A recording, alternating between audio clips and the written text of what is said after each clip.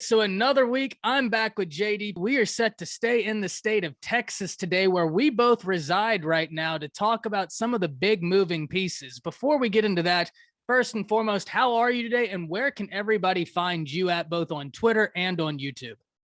Man, I appreciate you doing this every time. I'm doing phenomenal. It's a beautiful Friday in the great state of Texas. In terms of where you can find me at, our YouTube page is CFB with JD. Do breakdowns, do analysis, whether it be sitting in a chair talking or whether we're up on the board drawing stuff up for you. A lot of fun stuff there. So go check us out. Find me on Twitter at JD Pickell. JDPickell. Dude, I'm phenomenal. I'm really excited to talk about the great state of Texas and all we got going on in terms of the college football landscape, brother. Man, because it's wild right now. I mean, you look at Texas A&M with the recruiting class they just got in. You just did a great video of LeBeus Overton. Everybody who hasn't seen that, I don't care if you like Texas A&M or not. That kid's a freak on the football field. Go check out JD's breakdown on him. I've talked about him at length. Let's start with A&M, because we don't see this recruiting class every day. When you're looking at A&M's recruiting class, aside from the 5 stars, aside from all the talent, what do you think this means for A&M next year? I think there's so many ways to go with it. One, it's like, okay, you have the king spoils. And so the obvious point is, can you keep all these guys together? Unless they're all playing super early, probably not. But the beautiful part is that's going to breed competition.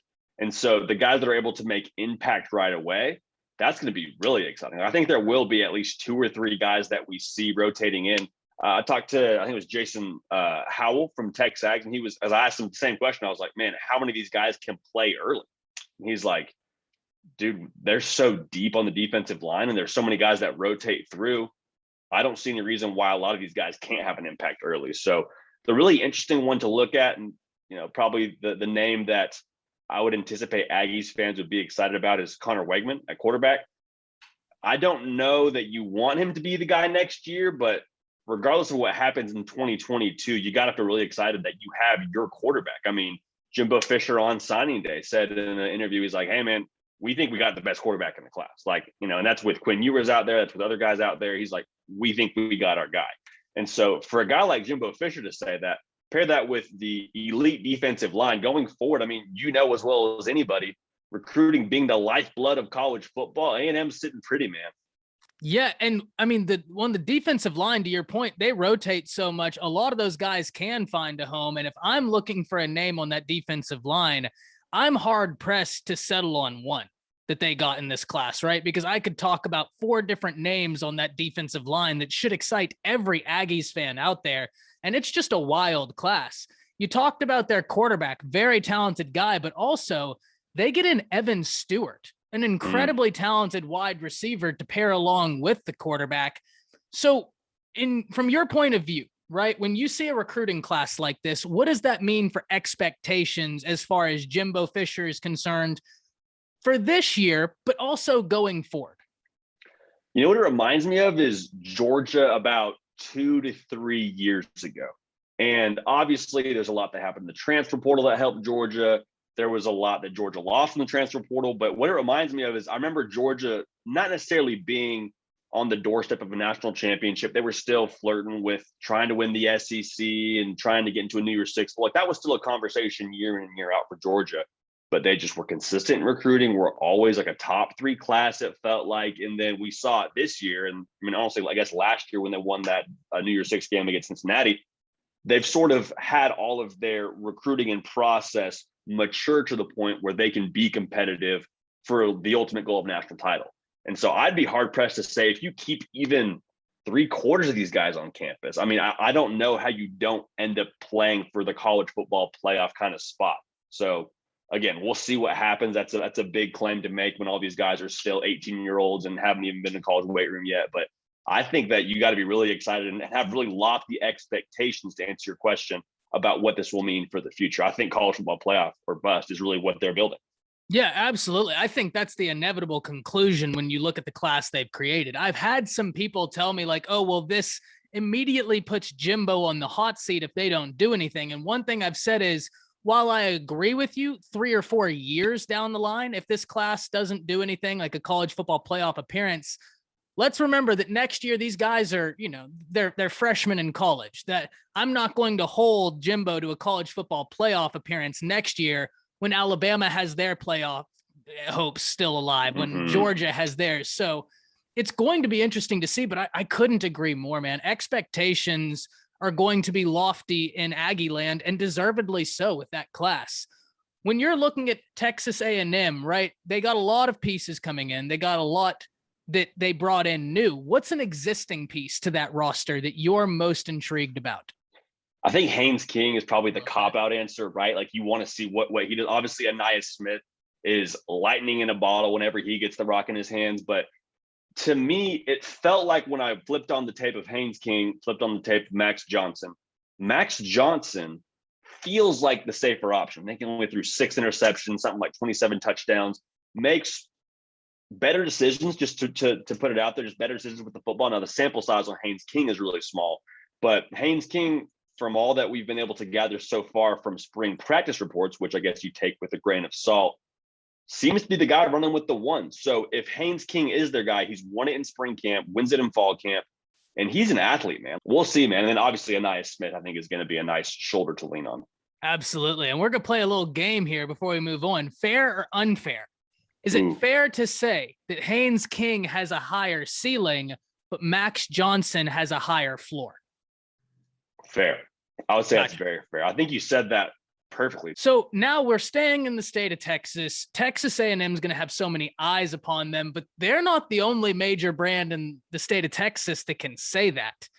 The Longhorns are going to have eyes on them for multiple different reasons. Let's start on the positive, right? You get in Quinn Ewers. When you watch Quinn Ewers, you did a brilliant breakdown on him. What separates him? I got to see him live, and it's just almost hard to put your finger on it. When you watch him spin the ball, you're just like, yeah, that's it. That makes sense.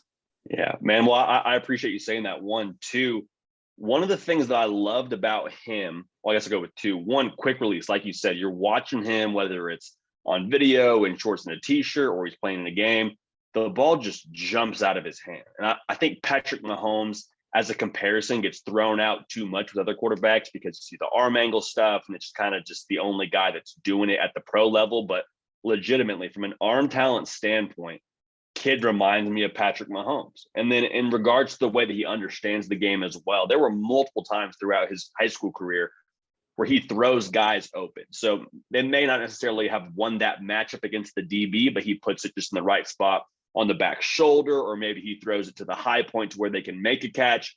And that tells me a lot about his football acumen. A lot of times you see these high school seniors, they graduate, or I guess in his case, graduate a year early, and they come out and they just know how to spin it. Like, they're just really great arm talent. He understands the nuances of the game to where the expectation is he's going to be the guy in Austin. That's why they brought him in. So I love both of those things about him, from an acumen, and then, like you said, the ball just looks pretty coming out of his hand, man. Another area we need to talk about for Texas, Isaiah Nayor. Very talented wide receiver coming from Wyoming. Before we got on here, you and I were texting, and I asked you to take a look into Brennan Marion. What do you think about that? And what do you think about the addition of Nayor? I think, well, to talk about Marion first, he was someone that you actually put me more onto, because I knew the name. I knew he was the receivers coach in Texas. I got there kind of recently. Dude brings the juice when it comes to recruiting. Like, there's a full article on Fansided talking about the impression he made on recruits.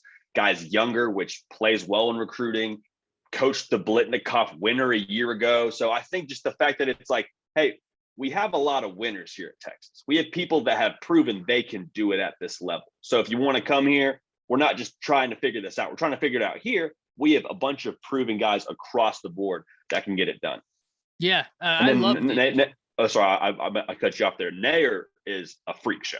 Like, dude is nuts. Like, I can't believe he ended up at a Mountain West school to begin with. That'll be an adjustment. I mean, it's only an adjustment until it's not, right? About him playing against Power 5 competition. He's going to be fun to watch this year, man. If they can get the running game going with him, get Bijan to stay healthy and allow him to really flourish, keep pressure there, they're going to throw the ball over the yard, man. It's going to be crazy. It's going to be so much fun. Now, this brings me to a question that I hadn't even thought of before we started this. I hadn't thought of it before 5 seconds before what you just said, but it is something I'm interested in. You just said about the transition of Mountain West to Texas Longhorns. How tough is it to transition after transferring as a wide receiver or even a running back? Because the way I look at it, and please, if I'm wrong, tell me I'm wrong. I am not a proud man. The way I look at it with Nayor, I see high points to football, which obviously the corners are going to be better, but the kid can run a route. And the way I look at it is if you can run a route at Mountain West, you can run a route in the Big 12. You see what I'm saying? So like, what's the transition there? And are those positions super strenuous? So what I want to say, the difference is going to be a speed of the game, right? You go up against corners that are, 6 foot, maybe 5'11", or in a lanky case, 6'1" in the Mountain West, but that's a rarity. You're going to see NFL kind of guys week in and week out in the Big 12. And so I think that, and then paired with the speed, you're going to go against really good athletes week in and week out, where that might not always be the case in the Mountain West. So I think that will be the adjustment, is speed of the game, level of athlete. But to your point, like you said, running a route's going to be the same. Like him running fast, they say, hey, Isaiah, go deep. Like that's the same thing. And when he's got just ridiculous speed, I mean, people are talking about him running like in the 4.4s. Am I wrong there? And I've heard as low as a 4.39. I mean, you run a 4.39. See you later. Like, Quinn, put it up for me, dog. I'm going deep. Like, that's it. So the only reason, and it's kind of not really even that fair to say that it's going to be an adjustment, but the only reason I say that is to kind of have the healthy reservation of, okay, this will be new. It might take a second, but I don't anticipate it to take more than a game or two for him to get his feet under him. Gotcha. Yeah. And one more thing, because we're going to sideline the expectations of the Longhorns for a later episode. I think that's something we could go really deep in from a schematic perspective as well. Some of the changes that are going to need to be made. That's something we can go really deep into. And I'd like to dedicate a full time for that. What are you most looking forward to as far as improvement with the Longhorns from last year to this year? I just love to see them have more of a competency about them offensively, because last year it was Hudson Card, it was Casey Thompson, it was, this identity, it was that identity offensively. For them to have a solid approach offensively with a guy like Quinn Ewers being your guy from game one, I think that's going to do wonders for them. Now, it may not click all together right away. You still got Bama game 2, which is going to be a phenomenal litmus test for them. But for them to be able to have this is who we are, this is what we're going to do. We're going to hand the ball to Bijan first and second down. We're going to throw it out to Jaleel on third down. We're going to go deep to Isaiah at least 3 or 4 times a game. For them to have a solid approach and have a solid quarterback to work from, I think that's going to make a world of difference. So just having an identity offensively is something that I think is something we haven't really seen at Texas since Sam Ellinger was the quarterback there, honestly. Yeah, and that's when he was saying we're back, and they were most definitely not back. So it's tough. We're going to have to see what happens here. JD, as always, before I let you get out of here, I'm going to ask you to plug up your stuff. So let them know where they can find you in case they skipped around a little bit to get to the meat of the episode. Ty, see, you're the man, bro. You're always taking care of me. So we're at CFB with JD on YouTube, do play breakdowns, we do analysis. And then you can find me on Twitter at JD Pickell. That's at JDPICKELL. But if you haven't already subbed this channel, like, what are you doing? Follow Around the Table Sports. Like, I'm happy to be here, but like, sub this right now. Yeah, guys, I'll have all of his information down at the bottom. This collaboration isn't going anywhere. We're looking to make this a weekly thing. So drop what you would like to see down below, and we're going to be able to plan content not only around what we're interested in, but also around what you're interested in. Hopefully it'll be good. But until that, we'll see you next time.